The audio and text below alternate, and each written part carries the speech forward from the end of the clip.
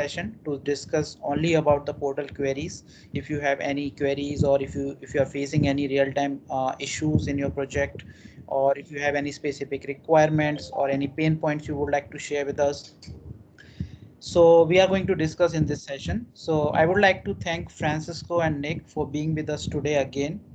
He was there till yesterday also. So I would like to thank again Nick and Francisco. Unfortunately, the Raz and Victor is not with us. So we are only three panelists right now. Who is? Oh, I think Victor is there. Hey, Victor, welcome back. I thought you are not available today. You are on mute, Victor. I wasn't gonna join. We had an emergency down in Brazil. My family is still Yeah. most of my family is still there, and my wife had to travel, so I'm taking care of the kids. So I asked them if I could join for an hour. Thanks a lot, Victor. Thanks a lot if you Oh, joined that. thank you for putting together this event. I mean, I've been back and forth just listening to the sessions, and it's incredible, amazing content. Yep, thank you. All right. So before further ado, so actually I have asked the community to submit their queries and questions. So I have provided the link over the social media channel. So I got a lot of queries. So I'll start throwing one by one questions to everyone. So whoever like to give the answer of that, I'll really appreciate that. So the first question is, what are the key consideration to developing portal for field service and the customer service? So that is the first question for us. Um, I'll go first, and then the masters of portals they can they can follow me if I leave anything out. I think first and foremost for any portal implementation, I think the first concern is licensing. Uh, at least as I understand, licensing is a big issue for anything. But if the person who asked the question is already coming from a place where they own license for field services, that's in my opinion more than halfway there. Yeah, that would be it. I think another consideration, and the other folks can chime in on this one, is what's available in portals for field service specifically. A lot of times there is a discrepancy between understanding what Dynamics provides in field services in terms of scheduling and all that versus what's available in portals. Not the same features are available with the portal extension that exists today. So that are here are my 2 cents. Yeah, I would agree with that, Victor. Having just helped out someone develop a customer service portal is understanding what comes out of the box. And if you know what comes out of the box, that can save you a ton of time because it's pretty easy to spin up. I'm not talking. I don't know field service to be honest. But customer service like cases, incidents, knowledge articles, those things that I've worked with in CRM over the years. Understanding that for sure helps, and then understanding what works for the portal works pretty well too. And you very quickly can get probably less than a day the core functionality spun up. And I found the bulk of my work was actually turning some of those features off, like turning off, they weren't ready for knowledge articles yet, but they still wanted to log cases. So, those are the key considerations, just knowing what comes out of the box, because that could probably save you a lot of headaches and a lot of work as part of your project. That's sort of my comments on that. Yeah, and I'd add that those starter portals are a great place to start learning as well. So even if your project is going to be a custom one, if you want to go in and learn some examples of when you would use each area of liquid, how entity lists and entity forms, lists and basic forms and web forms tie together, etc. Really strongly suggest spin up a trial portal, start to have a dig around, and usually what you're looking for, there'll be examples for in those starter portals as well. Yeah, that's a good point because a lot of the liquid stuff is not yet documented. So I wonder what poor sucker they got to work on documents for portals. But so anyways, in the meantime, yeah, spinning up you can spin up a trial and spin up the starter portals and take a look at those templates, because there's tons of gold in the existing web templates that come from Microsoft that I think a lot of it's been documented now, but some of it's not. And then you can learn a lot about Liquid, of what's sitting in there. So it's yeah, it's the question about key considerations. I think we've kind of got a bit of down a rabbit hole here, but again, it kind of comes back to the question of, yeah, understanding what's there out of the box and then going from there.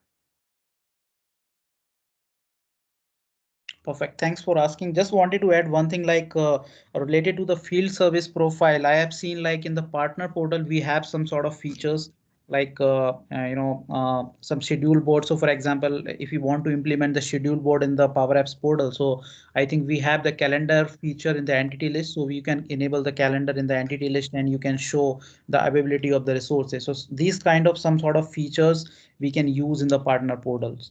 Except that, I think Nick and Victor and Francisco already covered that. All right, so let me take the second question. I am new to the portal configuration, and there are a lot of information available on the internet to enable the Facebook, LinkedIn, and other social media identity into the portal. So according to you, what is the best way? Either I should directly enable that Facebook integration, LinkedIn integration with portals, or I should go with the Azure AD B2C authentication, because in the Azure AD B2C also we have the social identity provider. So according to you, which is the best way to configure?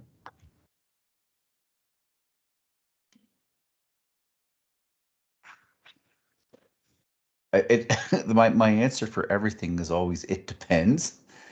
Um, I do think the Azure, what I like about the Azure AD B2C, especially now, is the wizard works fairly well. The whole process works fairly well, and that's where, um, from a high level, this is where Microsoft resources are going into in terms of documentation support and kind of best practices. That doesn't mean you can't use some of these other providers. I mean, obviously they're part of you see them there in the authentication configuration. They're available. Plus, you could do some of your own providers as well. But I would suggest any of the probably training material or any of the presentations you see primarily go to Azure AD B2C. So that'd be the place to start. That's not to say you can't turn on some of these providers as you need them as well. But maybe the other guys have some other some input on that. Yeah, That would go just be consider where your users are. But some people, some audiences might be put off by the fact that you offer Facebook, for example, consider it less professional, less secure, or whatever the case may be. Whereas maybe LinkedIn, or as Nick said, ADB2C, kind of higher profile, I guess, more professional. Yeah, that's a good point, Francesco, because I actually had a client where membership organization, and I said, well, why don't we use like LinkedIn as the authentication provider? And they actually said a lot of their members, and I won't go into the hows and whys because I don't agree with it, but they said their LinkedIn is actually a blocked site. So that wouldn't really work. So we had to go with another alternative. So I mean, those are the types of things you might want to consider as well, of what authentication provider. I know Victor's keen to jump in here too. Now, what I was gonna say is, I'm not sure if I got the full bulk of the question, but if there is any need for insight as to how to set it up, Microsoft documentation is pretty good on that, and also you have other folks. I think Nick, you wrote about it. Nicholas Hajduk, he has a few posts on even customizing that particular experience regardless of the provider that's being picked. And Ulrich has a full-blown look and feel customization for authentication as well. So if there was anything on the question in regards to how to those resources, I would go to those resources, maybe in that same order: Microsoft documentation first, and then the other guys. Thank you so much. Okay, so the next question we have, like recently many portals data were exposed. How to avoid these type of issues in future while developing a portal? I'll go first on this one. Great Can I go question. first on this one? Go for it, Victor. Watch Nick Doma's training on 365.training. That will give you everything you need to know as to why it happened and to prevent it from happening. And I can't remember who wrote about it, but there was a guy who wrote about it. A parallel between this issue and somebody who just took a car and went out on the drive and didn't put a seatbelt on. The responsibility, in my opinion, for this falls into the dev or architect, the whole team, for not really understanding the concerns of security within portals. Yeah, I was about to say, so I am my portal security course doesn't really specify the issue itself because it was written before the issue happened. Um, but yeah, it goes, Arpit, thanks for kind of putting some context in there. So for those of you who don't know, there was some data leak. It was in the news. Of course, it was relating more to Power Apps. They said Power Apps, but it really was portals. And the gist of it is there's some settings, table permissions aren't automatically turned on when you're configuring OData streams. Plus, it used to be for entity lists and forms as well. Now, I actually did this past month. I did 3 presentations on XRM Virtual, the Power Addicts for the Netherlands, and the New York City Business Applications User Group. So there is either all 3 or at least one of those 3 has a recording of that presentation. But ultimately, going forward, you don't need to panic because those security features are now enabled. As long as your solutions are up to date, they're enabled by default. So going forward, your portals will be secure. If you're worried about your existing portals, run the portal checker. The portal checker is something you go into the admin area that will identify any lists and forms that may not have table permissions enabled. And or you can even go old school and just do an advanced find, just do a search on your lists and your forms where in the enable table permissions is not enabled, so you can check that way.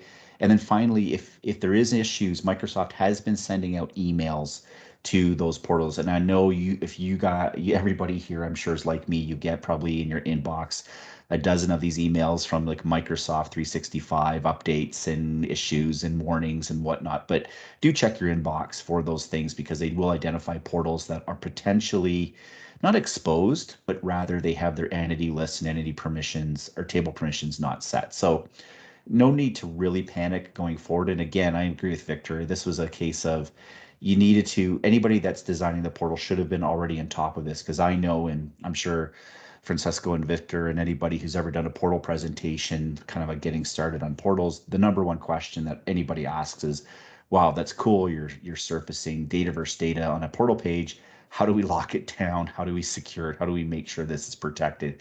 And all the functionality is there to make that happen.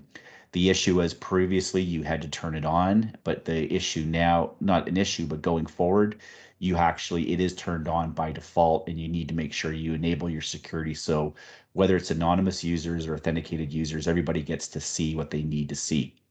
I will throw in the link to my course, which covers a lot of this stuff. It is free for the next couple month or two. It is a little bit dated in some of the, I still think I call entity permissions versus table permissions, but hopefully that gives you a good overview of portal security. Like we could probably do another hour-long session purely on portal security. And I believe there was one on Friday or Saturday morning, Arpit. And so when you get the recording up, there'll be another a part of this particular event. I think there was a session on portal security. Yeah, I'll add to that as you probably picked up, I'm very defensive about Power Apps portals. I love Power Apps portals, and I'm made clear to all of my customers that there's not a vulnerability or a leak there as such. It's not, like Nick's mentioned there, it's not a gap in the tool, it's a gap in how people have configured their portals. So as I mentioned, you can have a look in Advanced Find, for example, for any entity list that you've enabled that OData feed for, and check that against your entity permissions. But I'm starting to see that it's built into the tooling as well. So in Portal Checker and Portal Studio now, I believe it tells you if you're configuring it in such a way that hasn't got entity permissions, but where you're not restricting your lists, for example, to web roles and such, that it'll actually flag up on screen as well. Yeah, and I think the link Victor was referring to was CRM tip of the day, with the manufacturer of power tools. That was something George Dubinsky wrote up. So I put the link in the chat window as well. So it's a good read. It's entertaining, as George does. George is a really entertaining guy with his content. So check it out. Yeah, I'd say don't worry. Say, for example, if you built web templates using Fetch XML and JSON and those kind of endpoints, it's not an endpoint as such that's insecure. It's specifically that OData feed out of the box checkbox on entity lists. And as far as I'm concerned, I always knew that was the case. It was always documented that it didn't respect table permissions. And now we know to put that in place, don't we? Yeah, we should. Yep. I just want to add also, to be fair to the creators of portals, that one would actually wonder as to why that option is even available, right? To hide data behind an entity permission should be designed, if you will, or created by default with that option. But the product, the product at the time, ADX Studio Portals, didn't have that particular capability. So entity permissions came in as a feature maybe year to 6 months before it was acquired by Microsoft. Yeah, it was 7.6, I think it was, Victor, that was added. So that was version 7 that it didn't even have table permissions. So that is in now. Good thing is the web API takes entity permissions into consideration. So Yes, and you also, yeah, and as the other thing too, you also need to enable specify the fields that are exposed for the web API. So the web API is like doubly secure. Like you really like anybody that's started playing with the web API knows that you have to spend quite a bit of time with security to actually get it to work. Yep. Great question though. Perfect. So a lot of things we have covered on the security side. So I would recommend, if you want to have a deep dive session on portal security, just go and check it out. This 365 365 training course of provided by Nick. And we are also going to share the recording with us with all of you soon. So yesterday we had a session of Nikita, so he also shared some great tips on the portal security, especially in terms of the web roles, configurations, and entity permission. So there are a lot of stuffs covered in the yesterday session as well. So thanks, Nick and Victor and Francisco, for taking this question. There is a one follow-up question on this, like I need to enable the global permission on a particular table while configuring the portal and want to expose the same entity for the anonymous user. So according to you, what is the best way to handle this sort of situation? So you say you need to do global permissions for a particular Dataverse table. So this is public information, I'm assuming. So you want to, so by doing that, I would say what you should be doing is you create a table entity permission for global for that table, read-only access as your scope, and then you need to assign that to the anonymous user's web role. So there's two web roles when you provision a portal. One's called authenticated users, one's called, well, there's a few. But the two ones you need to look at, one's called authenticated users, one's called anonymous users. You don't need to link contacts to them. They're sort of a catch-all, meaning all contacts that are authenticated belong automatically to the authenticated users role, and then all anonymous users visiting your portal are linked automatically to that unauthenticated user's web role. So therefore, that'd be the way to configure the security so you could actually still have information available to the public. Now, I would just sort of say that with your list component, whatever view you're using, make sure you're only showing the fields that are publicly available. If there are fields that do hold private information, like let's say you're just giving a list of speakers at your event, like Jim was showing last time, but you don't want to expose their email address, well, make sure the view that you're exposing doesn't have that email address column as part of the list view.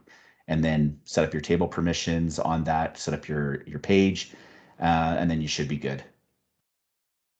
Yeah, I know that we at times I advise to use concise names for views and forms and whatnot. But for scenarios like this, you might as well put a disclaimer either to the description of the object, if it's a form, or if it's a view, maybe the name of the view, where you say do not change it and whatnot, because it's going to be a view in your Dataverse.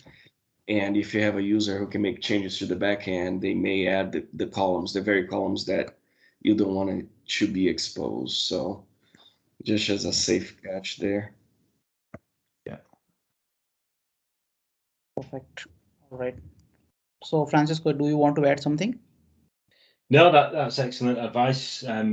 Very well articulated as well. I think the only thing I've fallen for in the past, so when Nick said they're considering the create, read, update, delete, etc., I always assumed when I was creating table permissions that if I gave some permissions to anonymous users, that authenticated users would also automatically get them. You know, because I've assigned them to the lowest level with anonymous users, that everyone higher up the hierarchy with security would also get them. So perhaps I'd just say as a reminder that you'd need the read permission also on the one that you're setting for the authenticated users. If that makes sense. You do the one for anonymous with only read, and then the one for authenticated users with create, read, update, and whatever else we're allowing them to do.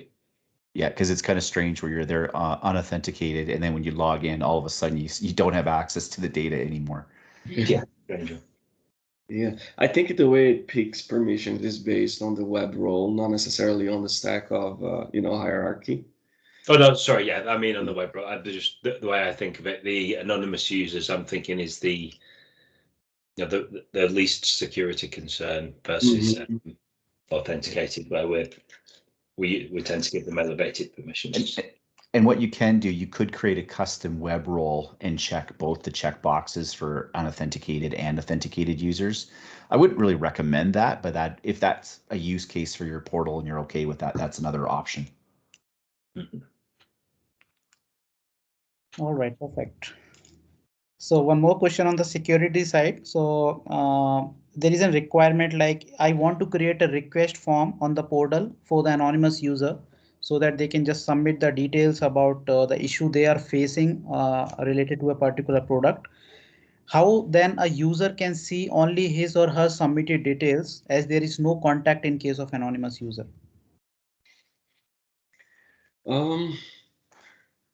I've done a portal similar to that, in which authentication was not required, but users would still be able to check information that they have submitted. And it's usually the case for 311 scenarios where somebody just provides an email address, maybe another piece of information for two-factor verification, if you will.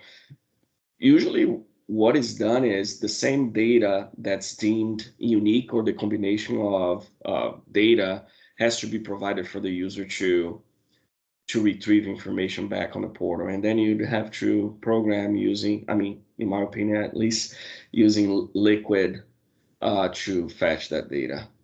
Yeah, I think a neat, like I'm just trying to think this scenario. An easy way would be you create a basic form to your table. You set up the anonymous web or table permission, so you also give write access so they can create that.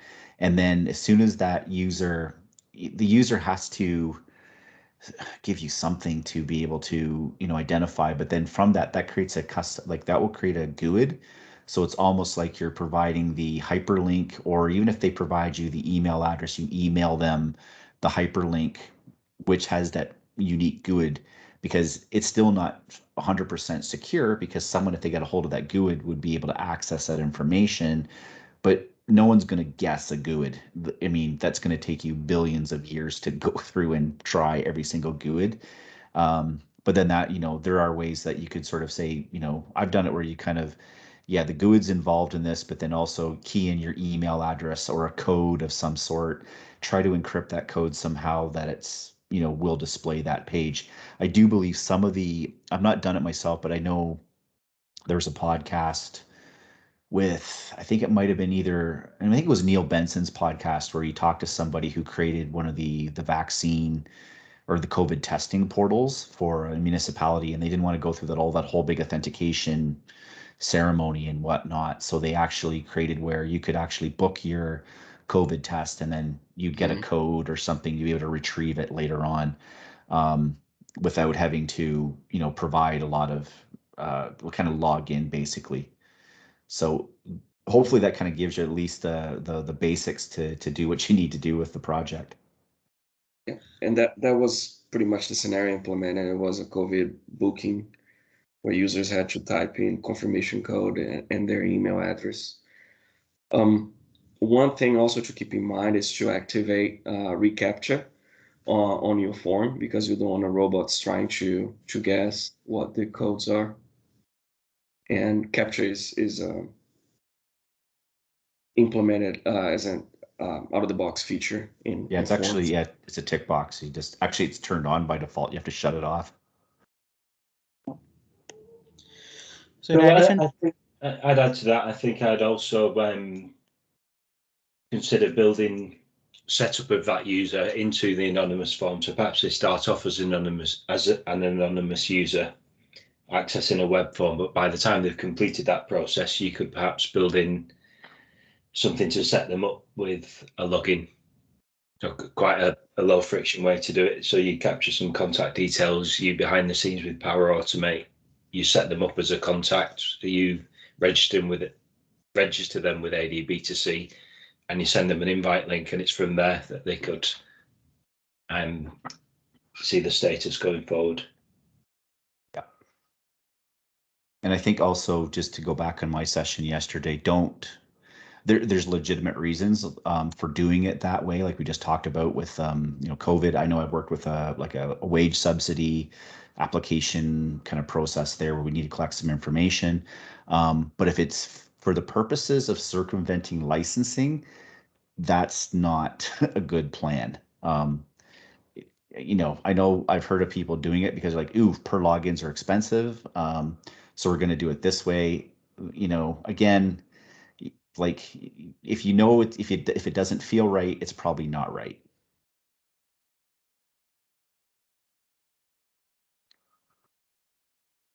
And if you're using a basic form, something that I've just come across on a recent project I didn't know existed, Delete helped us out with this, and that was the site setting that applies request validation.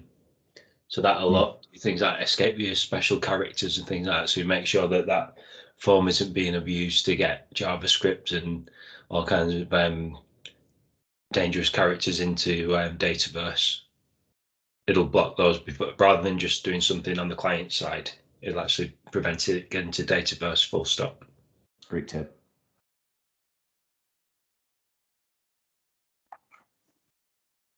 all right, thank you. So just one thing I wanted to add, like I also had the similar sort of requirement where we need to submit the request from the anonymous user. So one solution maybe that I recommended at that time, that we were keeping some dummy sort of web roles in the CRM in the portals, and as soon as the user was submitting the details as an anonymous user, we were providing that dummy role to all the requests that is being made by the anonymous users.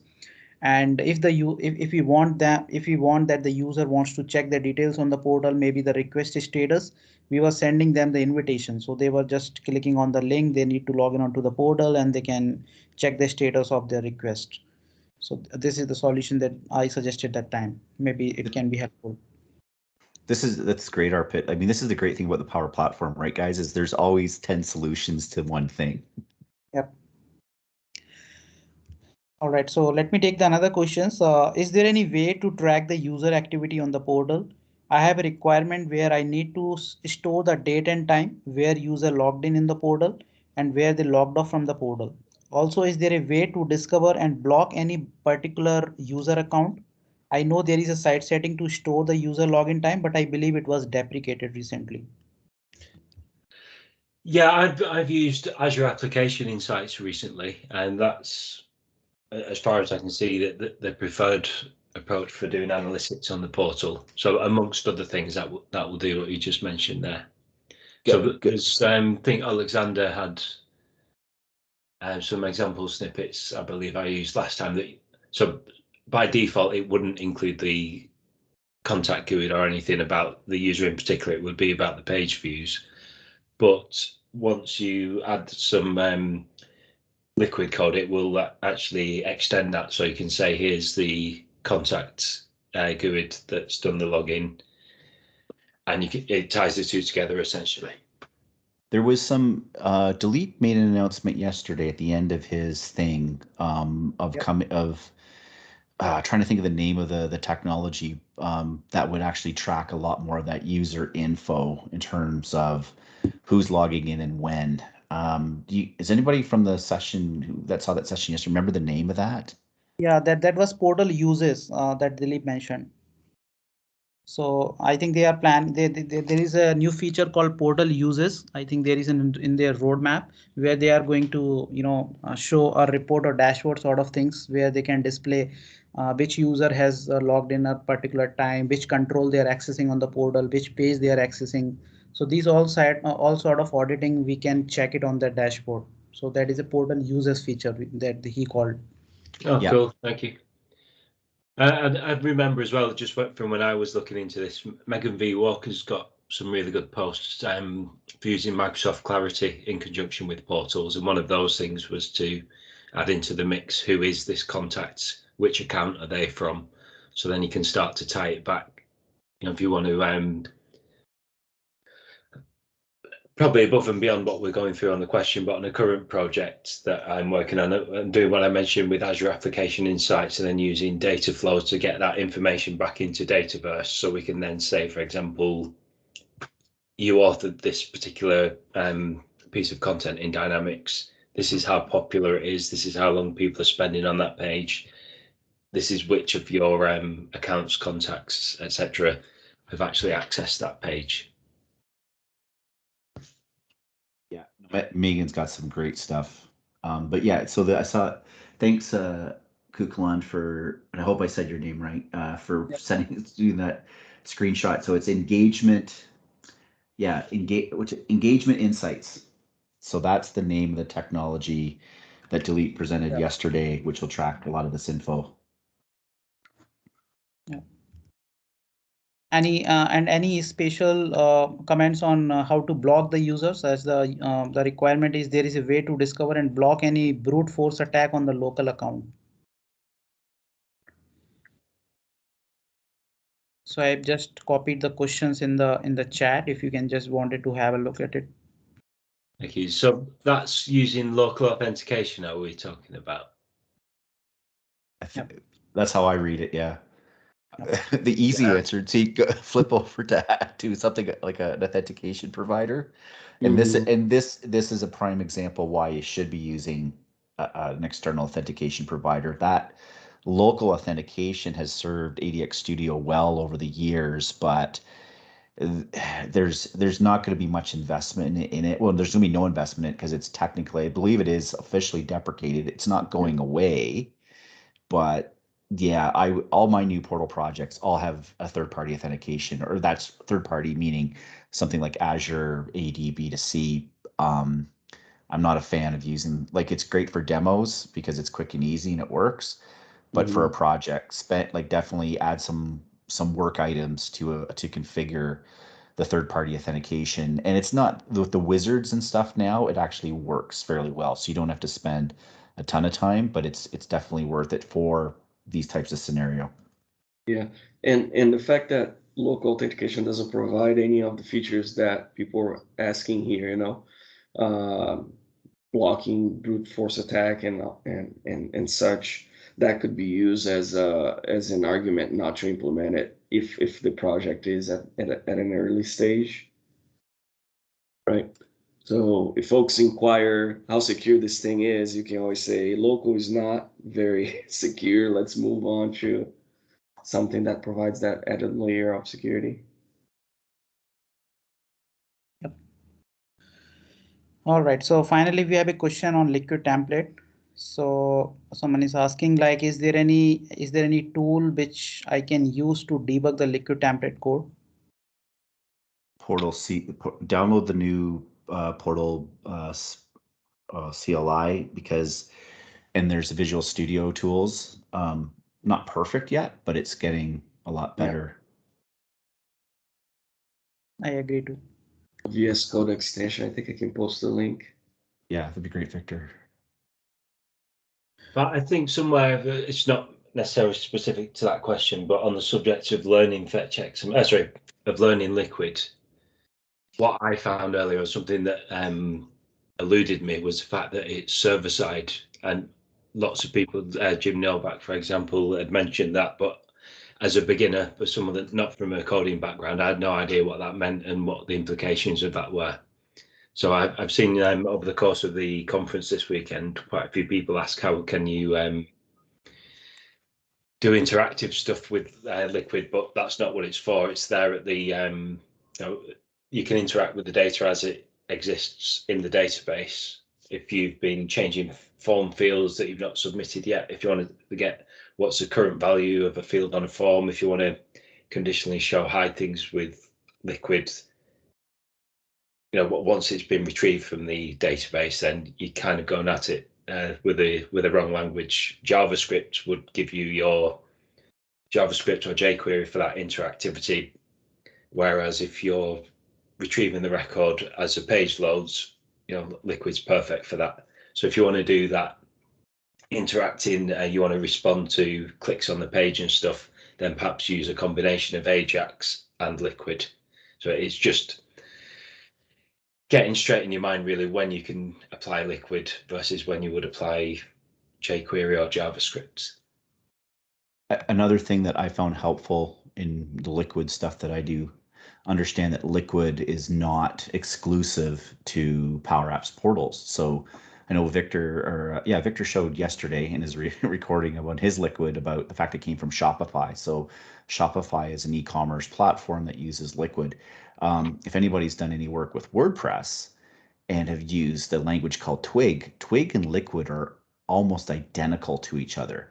So I've actually gone, if I can't find a certain thing in Liquid, I'll do a Google search, but I'll say Twig. How do I do this in Twig? How do I format a date in Twig? It doesn't always work, but a lot of times it does because it follows the exact same syntax and flow and everything like that. So that's just a little tip that I found for learning Liquid or trying to figure out some of those weird things in Liquid is use Twig or check out the resources on Twig, and you'll kind of sometimes find what you're looking for. Oh, cool. Didn't know that. Thanks, Nick. Good to know that. Just to complement a bit of what Franco spoke about in terms of where to use each language or how to kind of understand where they work best or where they work for that matter. For folks who are here who are old coders, if you worked with ASP Classic, basically what you're looking at is the server based commands that you use for ASP Classic is essentially what you are able to do with Liquid. I'm not talking about syntax. I'm talking about the ability to, get data from a server database or process that while still in the server. So that's what Liquid is for. Whereas if you are manipulating the information at the client side, then you have to use client language. And the basics would be JavaScript, but you could still use jQuery, the version that's available on portals, or you can load a new version of jQuery and deal with compatibility issues, but it's still possible. Or even if you want to load React or any other JavaScript framework onto the portal. But knowing that separation between server side and client side will really help you in deciding how to get things done. Yeah, awesome. And I think, as I say, Ajax could kind of bridge some of that gap as well. So it just changes your design a little bit, that you'd perhaps know that, right, this particular piece of information I need to be able to get asynchronously as the user interacts with the page. So I would build in, these are my Ajax calls, and I'll have built a separate web template that I can call as and when. But yeah, I think it's a really strong starting point that to understand that difference between client side and server side, and Ajax, at least for my my skill set is the one way that you can bridge that gap. What I found helpful as well in terms of, Liquid and how, like you say, renders on the server. So once your client page comes up, if you do a view source, you're not going to see any Liquid code. But what you will see is the result of the Liquid code. So sometimes that helps you get your mind wrapped around of what Liquid's doing on the server and how it's displaying on the client. And then you realize, oh, I can't change a variable in Liquid on the client side. You have to use JavaScript for that. But just viewing the source code kind of really opens your eyes to, oh, that's what Liquid's doing back there. Yeah. My personal hope is that we're going to use another language instead of Liquid in the future, but we'll see. Razor, maybe. Why not? Maybe.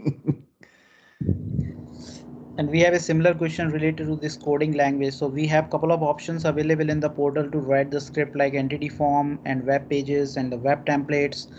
So the end user can see the code from the browser console. So according to you, what is the best way to write the code in the portal? Like JavaScript? Yep.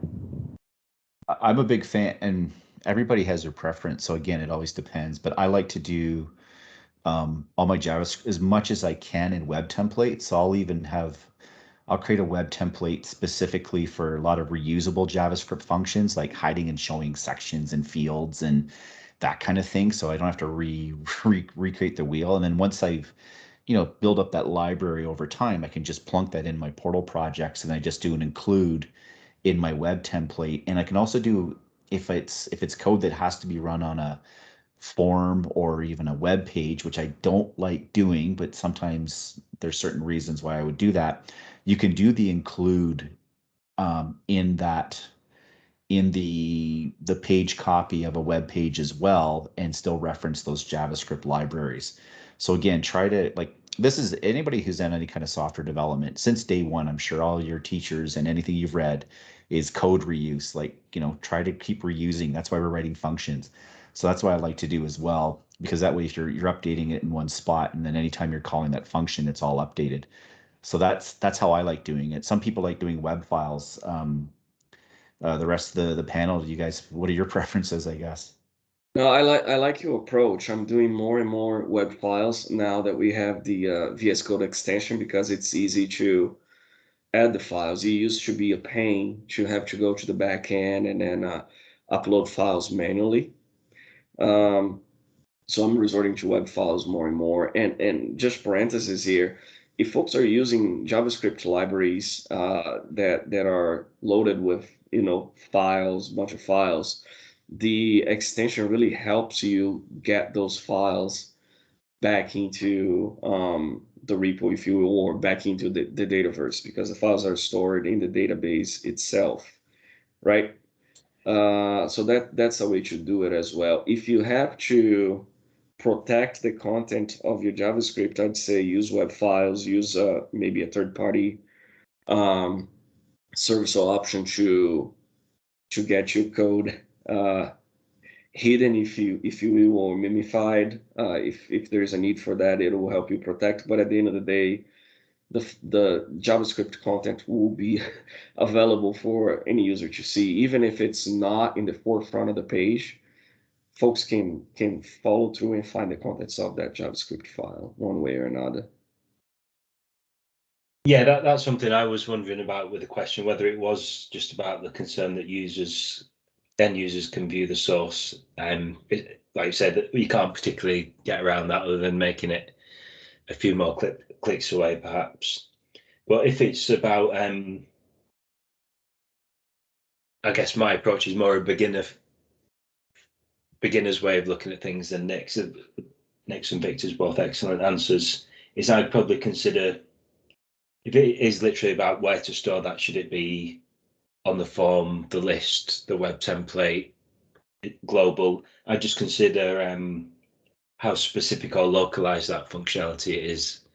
If it is something very specific to one particular form, if it's, for example, if they select a certain payment type, then show or hide the PayPal fields, or something very specific to one particular form, maybe that's the only instance that.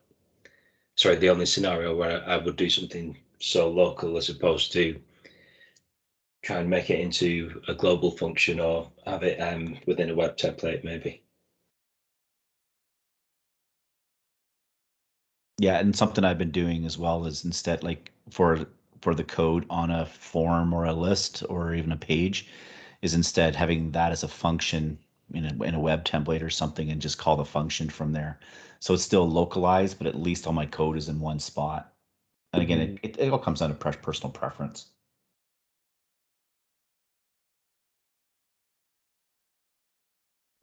Yeah, thank you. The next question I would like to provide in the chat, if you can answer this question. If my IDP supports both SAML and OAuth authentication for portal A and integrate with the SAML 2 and portal B, is it possible for user who logs into the portal A to have the out-of-box SSO experience with portal B, or it would be require custom coding?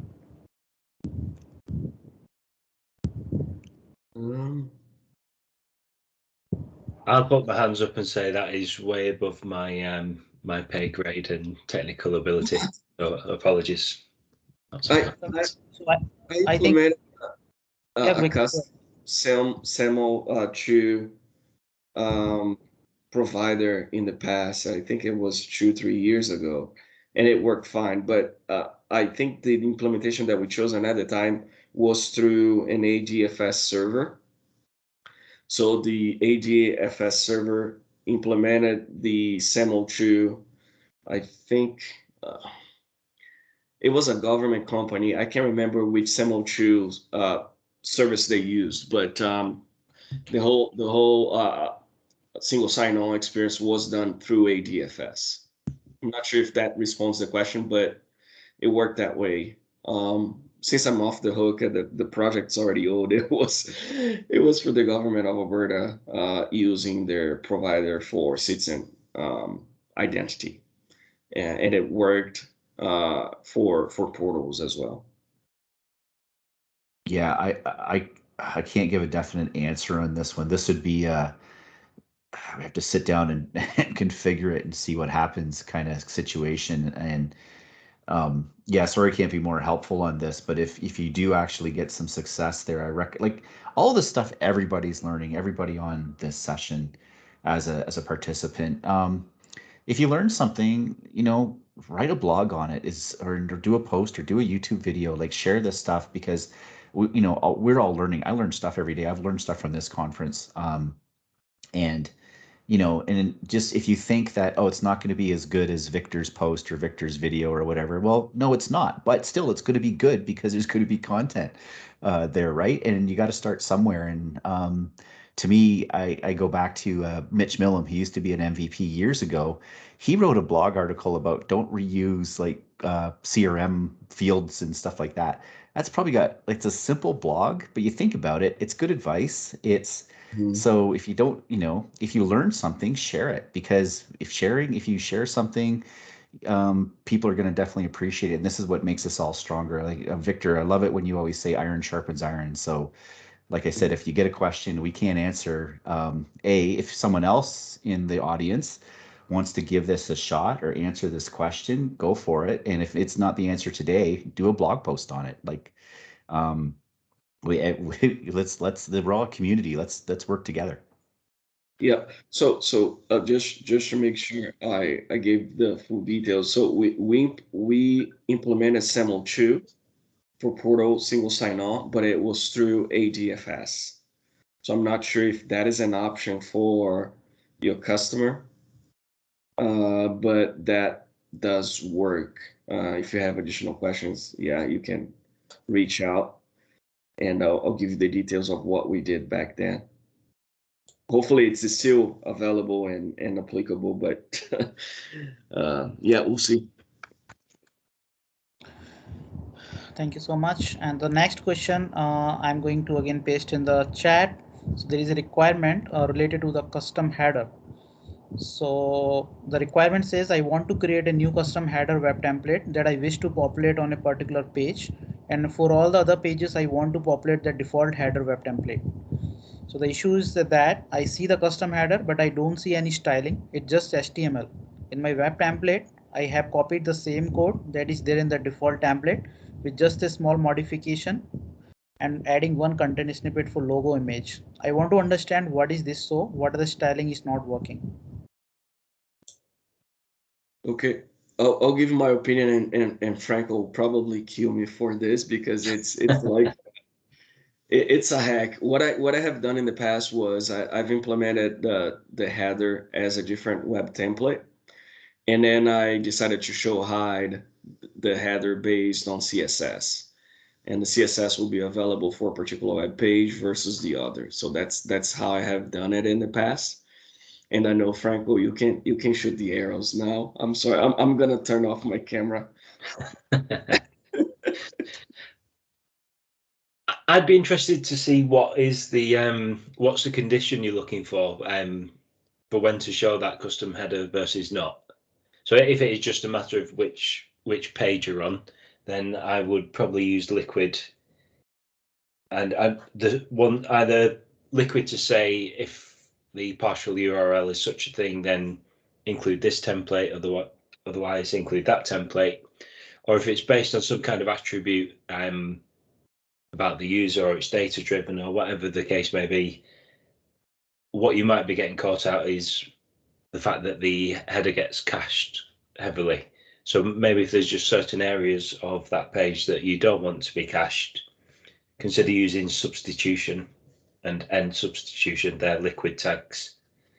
So I use that for things like the inbox template that I did on Portal 0 to Hero with Victor.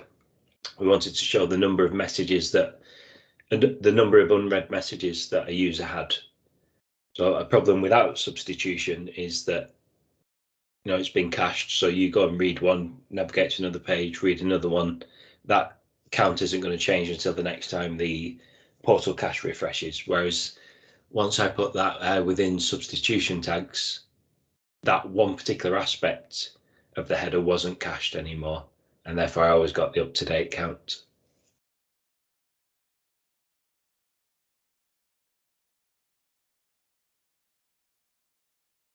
There is a site setting to turn off that caching, but I know I've been my hands heavily slapped anytime I mention it, especially when Dileep's around. But that's just another way to kind of this. I also wonder if it's part of the order in which some of this code is running too, that it's not kicking in. Maybe, yeah, but my preference definitely would be, unless the other header is way complex or massively different, it doesn't sound that way, I would I'd try and combine the two and just make certain aspects of that conditional. Yeah.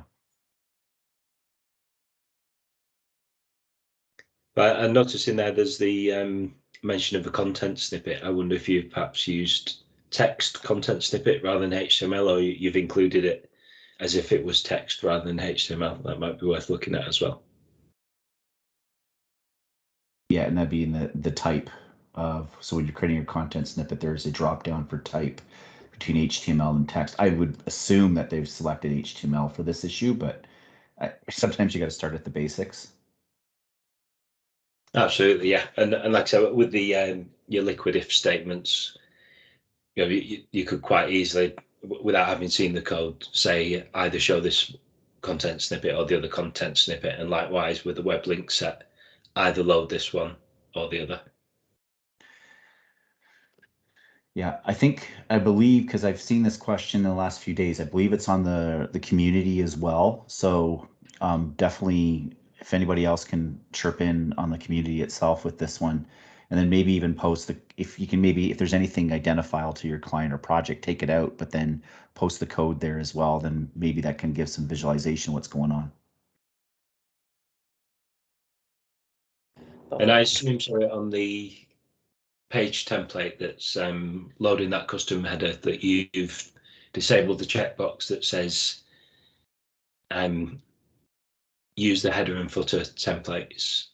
There's a checkbox that I can't remember the exact wording, but let me just bring that up on screen.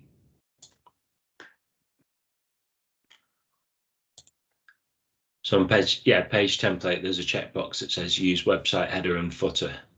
Perhaps if that's enabled, that's why you're seeing both. And if you're not, then you've not got the link to the CSS anywhere. So nowhere is it referencing theme.css. So a few places to go and investigate there. All right, I think we have covered that question. So I think we are only 4 minutes left. So there are some more questions are there, but I think I'll take them. I give the answer individually, but taking the last question, like where do you see Power Apps portal fit well and where not? Can we consider the Power Apps portal to design every type of websites, or do you think like the portal is not best fit for all sort of websites in terms of performance? I would say straight off the bat, definitely not for all kinds of website projects. It's cost prohibitive. There's a reason, for example, why I don't have my own blog on a Power Apps portal. As much as I love Power Apps portals, I'd say if there's not a transactional element to it in terms of there's not self-service, there's not a great need to integrate with your Dynamics or model-driven app, then portals is not relevant. I've worked on projects where I've strongly said, look, we shouldn't be using Power Apps portals for this because it's essentially 99% of the requirements is a content management system. So it doesn't make sense. The content management aspects like blogs, blog posts, knowledge articles, etc. They add value to other projects, but if that's the if that's kind of just an extra bit of functionality, but if that is the main purpose of your portal, then you're actually tying your hands behind your back.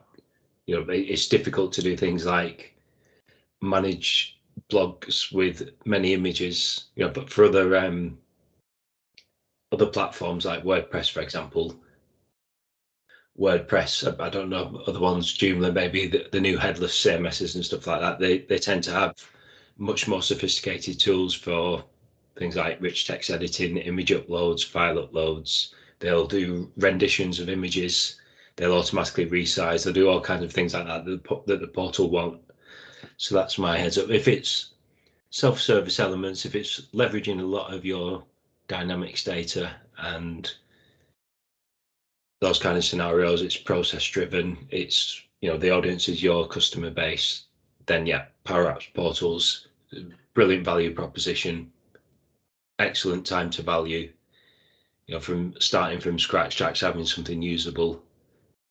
But if it's largely we want to author content, we want to have version control, we want to have lots of multimedia, and there's not really any reliance on Dynamics data or model-driven app data, that's where I would say the distinction is don't use Power Apps portals.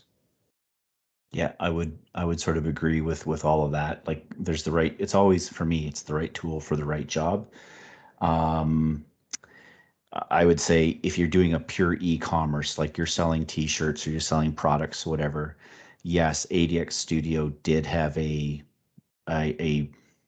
e-commerce portal as part of before they were acquired by Microsoft. There's a reason why they didn't convert that over to online portals. I actually did build for a client years ago. Thankfully, we never went live because it was a disaster to kind of manage stuff. Microsoft does now have a commerce portal. It's part of finance and operations, so it's running on different portal technology. If you needed to integrate an e-commerce platform, like let's say you're selling t-shirts or something, what I would do is I would build a site in WooCommerce or Shopify or something, and then use custom connectors to link the data that I needed to move over to my Dataverse. I would take that approach. And licensing, as much as if anybody's watched my session yesterday, I hate the term license-driven development, but there's a situation where I had to do like a membership system, and I ended up using, the client had already used WordPress for their content management system, and they didn't really want to deviate from that. They didn't want a separate portal, so and licensing would have been a bit of a disaster. So I ended up using the Dataverse integration tool from Alexa CRM, and it uses, again, I was talking about Twig earlier. It uses Twig. It has links into Dataverse. It worked really well for the purposes that I needed it to. So there's always, when you're evaluating a Power Apps portals project, there is some evaluation to say, and the question is this tool the right fit for this particular project? And this could be another 1 hour conversation, and already Arpit's kind of like telling us to get out the door soon. So anyways, I hope that's helpful. Yeah, so there are a lot of other questions as well, but I think we are running out of time. So thank you so much, Nick, Victor, Francisco, for sharing the valuable input with us. Any final comments or tips you want to share with the community? Last 2 minutes. I would say, I know we didn't get all the questions today, but definitely go to the community boards and stuff. There's a lot of really smart people answering questions, and very quickly as well. That can definitely be there. And again, make sure you kind of spell out what your issues are, what you're struggling with, and definitely the community is there to help each other out. It's a great community, so I would say that's where to go in. And also, thank you for all your support over the years. For those of you who don't know, I'm joining Microsoft tomorrow.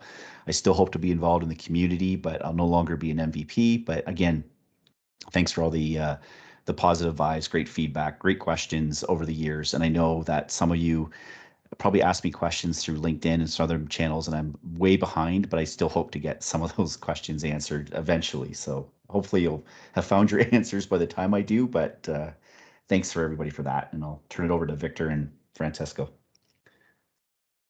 Yeah, thanks, Arpit, for putting together this event and the invite to participate. Thanks, Francesco, for all the support and the last minute queries I have to you. Thanks for being available. Nick, thank you so much for all you do for the community and above all for your friendship. It's much appreciated. I know you're not going anywhere. You're not hiding. At least I still have your address, so I can come knock at the door. But thank you so very Anytime. much for everything you do for us. I really appreciate the content you put out there, but above all, I appreciate who you are. Thank you, and best of luck. Thank you, Victor. I'd just like to extend that, to everybody. I love this community, and I've said it many times throughout the conference and throughout my time with Portals. Nick's content, Victor's, Arpit's, Megan Walker's, Jim Novak's, Nick Hayduck's. That's how I got started. The fact that I could get up and running in my own time, on demand, all of it free is just incredible. I've loved being part of this. Cheryl, I think you've done an awesome job being MC and host and keeping the energy levels up. And in some humour, I could listen to your voice all day. I think you should definitely be starting that podcast, as I mentioned. But I've learned far more than I've taught this weekend. So that some of that is from the other sessions, but other is the quality of stuff that's going on in the chat. So thanks to all of you, not just for attending, but for contributing in the chat as well. There'll be lots of questions and answers that make their way into either my future projects or also into the content that I share in future, be that in sessions or in blog posts. And good luck at Microsoft.